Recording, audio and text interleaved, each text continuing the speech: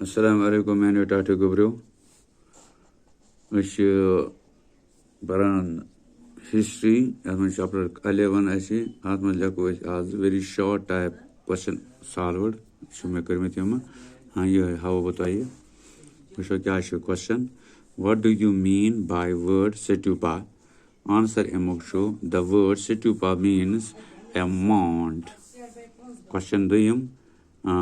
what are different kinds of stupa answer there are many kinds of stupa round tall big small question number 3 name the deities that were worshipped in the earliest Hindu temples answer Vishnu Shiva Durga question number 4 what was the most important part of the temple answer the most important part of the temple was the room known as Griha.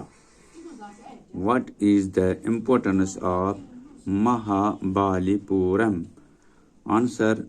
finest stone temples were built in these cities. Question 6 what is the importance of Ajanta and Ajanta khususiyat kya chhe jawab this is the place where several caves yet variya gupcha were hollowed out of the hills over centuries yani पहाड़ मज बनाम गप हाँ खाली कर सेंचुरियों पत सदियों ब्रो question number 7 what does we find in Ajanta caves यमन अजंता केवन गफ यमन मज क्या वुचान answer most of these caves यानी वारिया केव तुम वारिया गार तुम गफ तुम वायर मोनास्ट्रीज फॉर बुद्धिस्ट यानी यम बुद्धिस्ट बुद्ध मजहब क्या पैरोकार मॉन्क्स यानी जिट and some of them were decorated कमन मज डेकोरेटेड आमत कर यानी सजावन विद पेंटिंग्स कम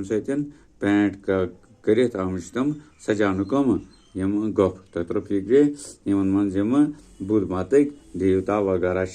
रोजान या बेहमान तत्र फिक्रे यम हिस्ट्री यम चैप्टर कह के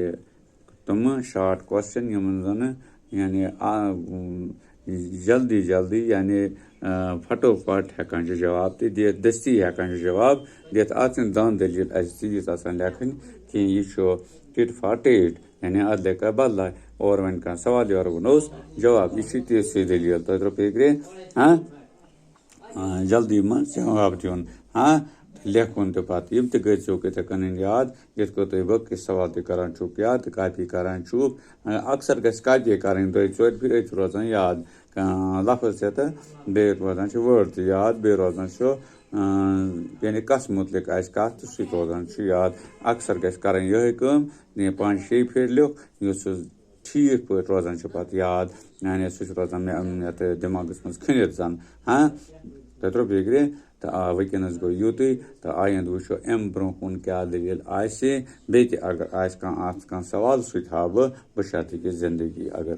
तत्र फिक्रे शुक्रिया।